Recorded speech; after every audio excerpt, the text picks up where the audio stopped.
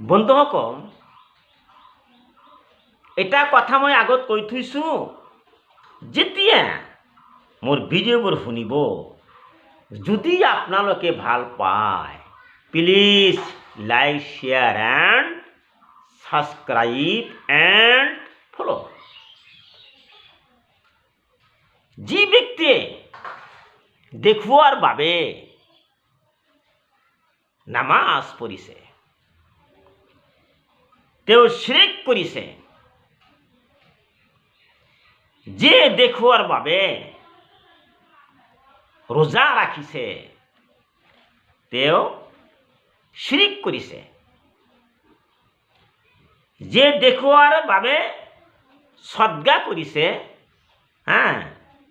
তেওঁ শিৰক কৰিছে।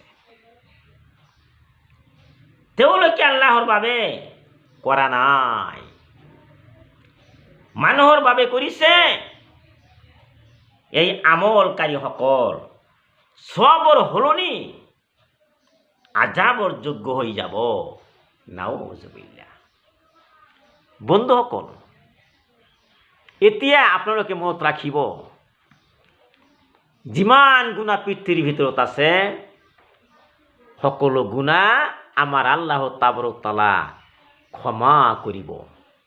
কিন্তু যিটো শিৰক, ইন্না শিৰকা লাযুলমুন আযীম, তেনেকুৱা শিৰক গুনাহ আল্লাহ তাবাৰক তাআলা কেতিয়াও ক্ষমা নকৰিব। গতিকে মই কৈছোঁ, এই যে আপোনালোকে নামাজ পঢ়িছে, ময়ো নামাজ পঢ়িছোঁ। কিয় নামাজ পঢ়িছোঁ? কিয় নামাজ পঢ়িব লাগে? নামাজ যে পঢ়িছোঁ, সেই কথাখিনি মানুহক সন্তুষ্ট কৰাৰ কাৰণে না আল্লাহক সন্তুষ্ট কৰাৰ কাৰণে?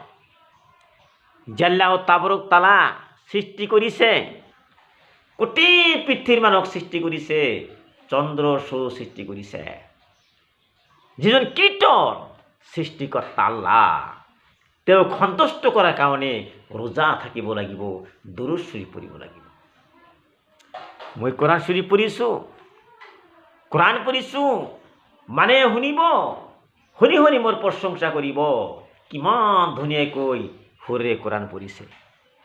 তেনেকুৱা নিয়াত থাকিব নালাগে। কোৰআন শৰীফ পঢ়িছোঁ, আল্লাহ সন্তুষ্ট হ'ব, আল্লাহ খুশি হ'ব, সেই নিয়াতটো কৰিব লাগে। বন্ধুসকল, মই যিটো কৈছোঁ ভালদৰে শুনিব ভিডিঅ'বোৰ। মোৰ বহুতো ভিডিঅ' আছে, শুনি থাকিব। সুবহানাল্লাহ।